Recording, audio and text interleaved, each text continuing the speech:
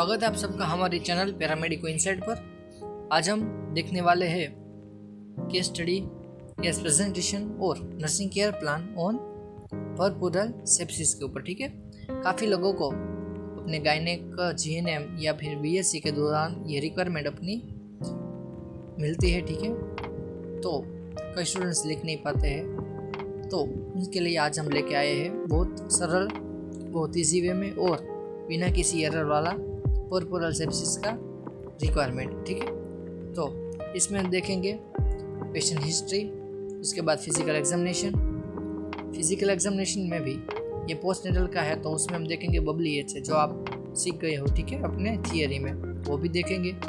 साथ ही साथ anatomy physiology देखेंगे, डिजीज कंडीशन देखेंगे, फिर laboratory investigation, medications, nursing diagnosis और 3 नर्सिंग डायग्नोसिस है उसकी नर्सिंग प्रोसेस हम करेंगे। फिर हेल्थ एजुकेशन समरी, रिसोर्सेज और बिब्लियोग्राफी, ये सब चीज़ हम देखने वाले हैं। ठीक है, अगर आप केयर प्लान लिख रहे हो तो आपको डिजीज कंडीशन, एनाटॉमी फिजियोलॉजी है वो लिखने की कोई ज़रूरत नहीं है। ठीक है, डायरेक्ट आप फिजिकल एग्जामिनेशन के बाद लेबोरेटरी इन्वेस्टिगेशन से आप कंटिन्यू कर सकते हो सिर्फ नर्सिंग केयर प्लान के लिए। ठीक है, तो चलिए आज हम शुरू करते हैं case study, case presentation on puerperal sepsis. चलिए, पहला है फिजिकल, सो डेटा है। ठीक है, बायोडेटा वो तो मैं स्क्रॉल करते जाऊंगा, अपनी तरह स्क्रीनशॉट लेते रहेगा और लिखते रहेगा। ठीक है, सब कुछ मैं यहाँ पर नहीं आपको डिटेल में समझाऊंगा। ठीक है, चलिए, ये है बायोडेटा और identification data of the patient.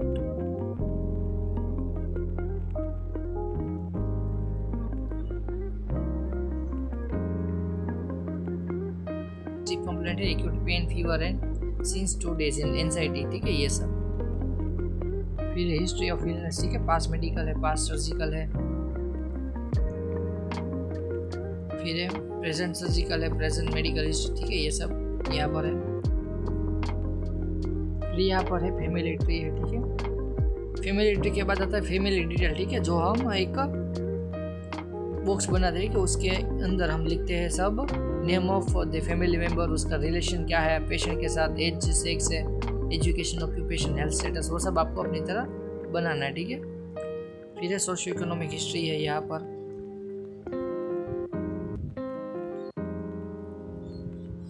Personal history, ये सब यहाँ पर दी गई है, बिल्कुल इजी है। ठीक है, मैरिटल हिस्ट्री है। ज़्यादातर हम फोकस करेंगे नर्सिंग डायग्नोसिस और नर्सिंग प्रोसेस के ऊपर। ठीक है, चलिए, ये है फिजिकल एग्जामिनेशन है फिर। ठीक है, बीएमआई, यहाँ पर बीएमआई है। बीएमआई आपको कैसे लिखना है? ठीक है, किलोग्राम मीन्स जो वेट है, weight upon height in metre square, ये आप करोगे तो आपको बीएमआई मिल जाएगा। ठीक है, वाइटल साइंस है।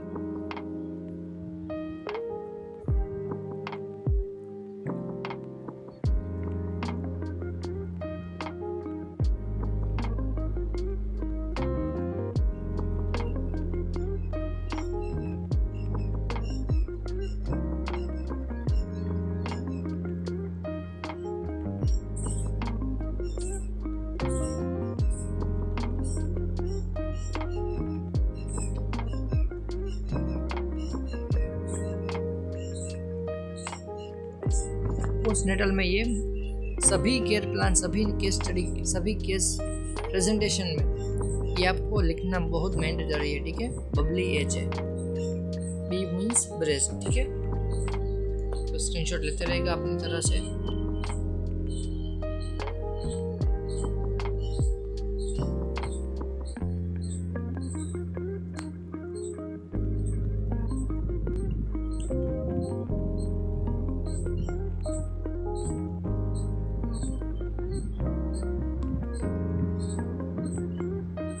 अब शुरू होगी एनाटॉमी और फिजियोलॉजी। तो ये हमारा है यूट्रस। ठीक है, एनाटॉमी है, बहुत अच्छा सा ड्राइंग किया है।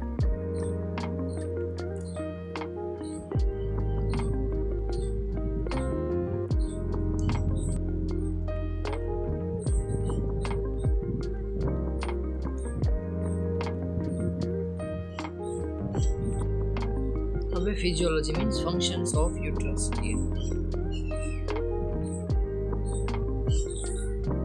अब शुरू करना है आपको परपुरल सेप्सिस के ऊपर डिजीज कंडीशन, ठीक है।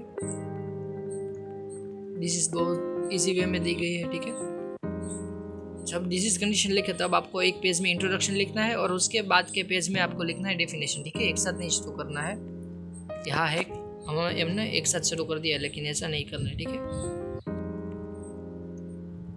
चलिए इटियोलॉजी में भी यह बात आपको ध्यान रखनी है।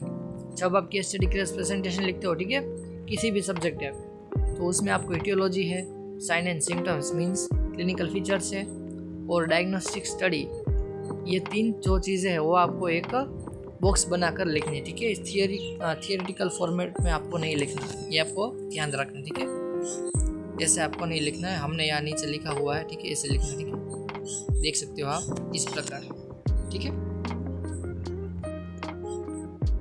फिर है पैथोफिजियोलॉजी है, ठीक है, ये आप लिख सकते हो, ना लिखो तो भी चलेगा, लिखो तो अच्छा रहेगा।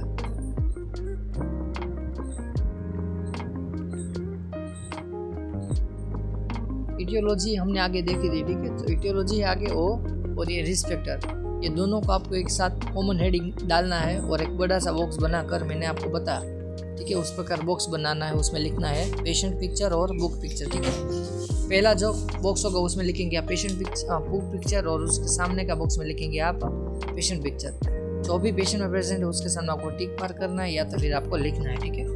तो रिस्क फैक्टर और इटियोलॉजी दोनों का एक कॉमन बॉक्स बनाना है।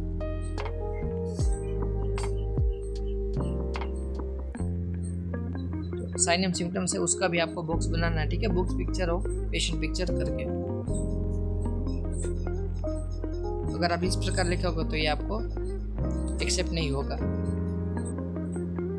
चलिए ये इन्वेस्टिगेशन है, ठीक है, बुक पिक्चर और पेशेंट पिक्चर, ये आप देख सकते हो, उस प्रकार लिखना है, ठीक है। साइन एंड सिम्टम और इडियोलॉजी और रिस्क फैक्टर, ठीक है। मैनेजमेंट आप थियोरेटिकल लिखेगा तो चलेगा, ठीक है, उसको आपको एक्सप्लेन करना है अच्छी तरह से। अगर आप नर्सिंग केयर प्लान लिखते हो तो फिजिकल एग्जामिनेशन के बाद आपको लैब इन्वेस्टिगेशन यहाँ से शुरू करना है।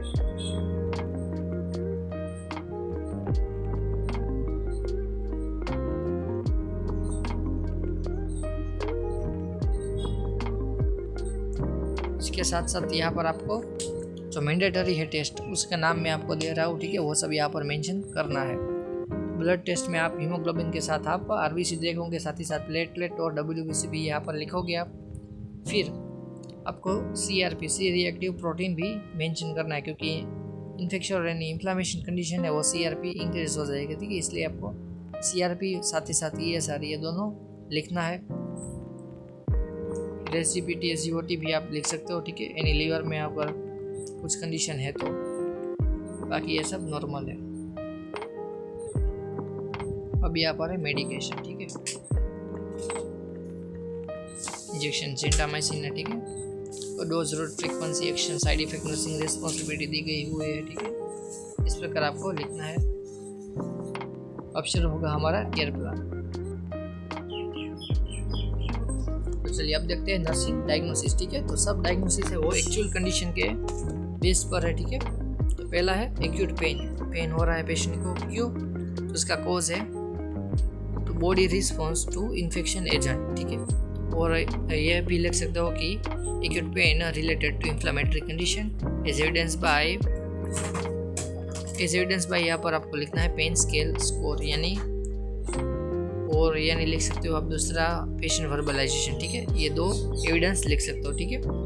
Acute pain related to inflammatory condition as evidence by pain scale score. दूसरा है imbalance nutrition less than body requirement related to, ये दूसरा डायग्नोसिस है, उसमें भी मैं आपको मॉडिफाई करके बताता हूँ, वो आपको लिखना है। Imbalance nutritional status less than body requirement related to less intake by mouth और loss of appetite as evidence by weight loss और वीकनेस, ठीक है।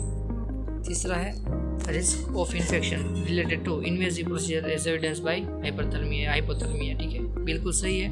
लेकिन जब आप रिस्क वाले लिखो उसमें आप एविडेंस नहीं लगोगे तो चलेगा, ठीक है, उसमें कोई दिक्कत नहीं है। फिर है रिस्क ऑफ सेप्टिसेमिया, ठीक है, बिल्कुल सही है, risk of septicaemia related to increase of infection और प्रोग्रेशन ऑफ इन्फेक्शन, ये प्रकार आप लिख सकते हो, ठीक है। फिर है fear and anxiety, sleep disturbance, वो सब कॉमन है, ठीक है। चलिए अब नर्सिंग प्रोसेस देख लेते हैं। पहला है एक्यूट पेन वाला, ठीक है। असेसमेंट में क्या सब्जेक्ट डेटा है, क्या है patient complaint state I have pain, ठीक है। डिस्कम्फर्ट है वो सब यहाँ पर आप लिख सकते हो। ऑब्जेक्ट डेटा क्या है, ऑब्जर्व द पेशेंट कंडीशन और पेन स्केल्स को, ठीक है। फिर है गोल टू रिड्यूस पेन, ठीक है। ये प्रकार आपको लिखना है, क्या टू रिड्यूस पेन और to improve activity of daily living, ये आप गोल में लिख सकते हो। फिर है प्लानिंग और इम्प्लीमेंटेशन, क्या है planning, to assess the pain level of the patient means to assess the intensity duration and frequency of pain और लोकेशन ऑफ पेन असिस करना है। फिर इम्प्लीमेंटेशन में आपको लिखना है पास्ट टेंस में, मीन्स ईडी लगा देना है, ठीक है, to assess the pain level of the patient. फिर है प्रोवाइड कंफर्टेबल पोजीशन है, तो आई प्रोवाइडेड कंफर्टेबल पोजीशन, ठीक है। इसी प्रकार आपको लिखना है आई प्रोवाइडेड, ठीक है। फिर है प्लानिंग में प्रेडिक्शन, प्रिस्क्राइब एडमिनिस्टर ड्रग्स, ठीक है। ये अब लिखना है आई एडमिनिस्टर द प्रिस्क्राइब्ड ड्रग्स। फिर है यहाँ पर आप न्यूट्रिशन भी दे सकते हो, ठीक है। आई प्रोवाइडेड द मील्स और न्यूट्रिशन टू द पेशेंट, क्योंकि ये इम्यूनिटी बढ़ाता है, ठीक है। तो ये सब आप कॉमन इंटरवेंशन लिख सकते हो। फिर इवैल्यूएशन, पेशेंट पेन रिड्यूस, ठीक है। ये कॉमन नर्सिंग प्लानिंग और इम्प्लीमेंटेशन है पेन रिड्यूस करने के लिए, ठीक है। यहाँ पर ये भी लिख सकते हो to administer non pharmacological pain relief measures, means meditation है, म्यूजिक थेरापी है, एक्यूप्रेशर है, ठीक है। वो सब यहाँ पर मेंशन आप कर सकते हो। फिर है to reduce the unnecessary movement और साउंड, ये सब आप प्लानिंग में लिख सकते हो, ठीक है। फिर है दूसरा नर्सिंग डायग्नोसिस इम्बैलेंस न्यूट्रिशन वाला, ठीक है। Patient says I am not able to take food, ठीक है। ऑब्जेक्ट डेटा क्या है, by observe patient loss of appetite and weight loss.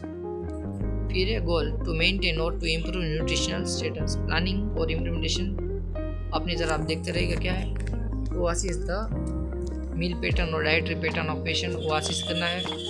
Provide healthy food provide करना है, identify like and dislike of food. फिर हेल्थ एजुकेशन देना है regarding diet, ठीक है। फिर आईवी सॉल्यूशन आपको एडमिनिस्टर करना है। इवैल्यूएशन है पेशेंट कंडीशन इम्प्रूव, ठीक है। फिर है तीसरा डायग्नोसिस फियर और एंजाइटी वाला, ठीक है। फिर है उसमें सब्जेक्ट डेटा में patient complaint state she has fear and anxiety और बोरनेस रेस्टलेसनेस, ठीक है। ऑब्जेक्ट डेटा क्या है, ऑब्जर्व द पेशेंट कंडीशंस और फेशियल एक्सप्रेशन। गोल है to reduce anxiety and fear. Planning और इम्प्लीमेंटेशन है assess the general condition assess करनी है, उसकी एंजाइटी लेवल कौन सा है वो आपको आइडेंटिफाई करना है, साथ ही साथ द कॉज ऑफ एंजाइटी वो भी आपको देखना है। फिर है प्रोवाइड साइकोलॉजिकल सपोर्ट प्रोवाइड करना है। फिर आइडेंटिफाई द कोपिंग स्ट्रेटजीज क्या है, कोपिंग मैकेनिज्म वो आपको आइडेंटिफाई करना है। प्रोवाइड है information about the condition as well as treatment modalities. फिर है प्रोवाइड काम एनवायरनमेंट, ये सब कॉमन इंटरवेंशंस और इम्प्लीमेंटेशन प्लानिंग आप कह सकते हो, ठीक है। फिर है evaluation, fear and anxiety reduce, improve the patient coping strategies, ठीक है। तो 3 डायग्नोसिस कंप्लीट हो गए। अब देख लेते हैं हेल्थ एजुकेशन। पहला है ब्रेस्ट फीडिंग, ठीक है। ब्रेस्ट फीडिंग के ऊपर देना है आपको, डाइट के ऊपर देना है पोस्टनेटल, फिर पोस्टनेटल एक्सरसाइज के ऊपर देना है आपको, फॉलो अप और मेडिकेशन, ठीक है।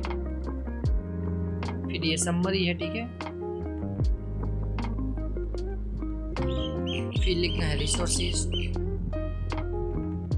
सब हम आपको दे रहे हैं, ठीक है। और साथ ही साथ बिब्लियोग्राफी भी हम आपको प्रोवाइड करते हैं कि बिल्कुल एक्यूरेट है, ये आप लिख सकते हो, ठीक है।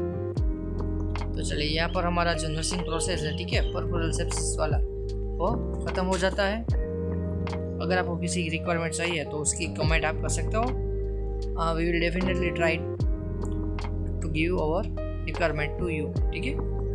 तो अगर आपको वीडियो पसंद आई और रिक्वायरमेंट अच्छी लगी हो तो वीडियो को लाइक कीजिए, अपने दोस्तों के साथ शेयर कीजिए और कुछ भी कमेंट आप कर सकते हो, ठीक है। अगर आप चैनल पर नए हो तो चैनल को सब्सक्राइब कर दीजिए, पास वाले बेल आइकन को प्रेस कीजिए ताकि आने वाले हर वीडियो की नोटिफिकेशन आपको सबसे पहले पहुंच सके, ठीक है। और एक व्हाट्सएप ग्रुप भी हमें बनाया हुआ है क्या, ताकि सभी नर्सिंग के जो स्टूडेंट्स है, सभी नर्सिंग प्रोफेशनल के लोग हैं, वो सब एक ग्रुप में रह सके और जो भी इंफॉर्मेशन है वो आप आपस में पास कर सकते हो, ठीक है। आप लोगों को काम आ सकती है। ठीक है, तो चलिए मिलते हैं नए वीडियो के साथ।